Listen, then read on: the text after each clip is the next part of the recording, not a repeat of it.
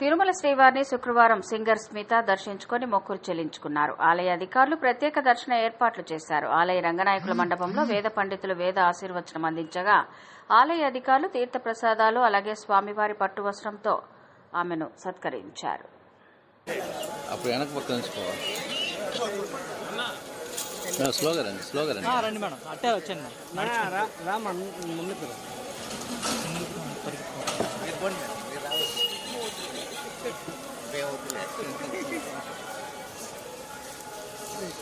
వెనకాల చూసి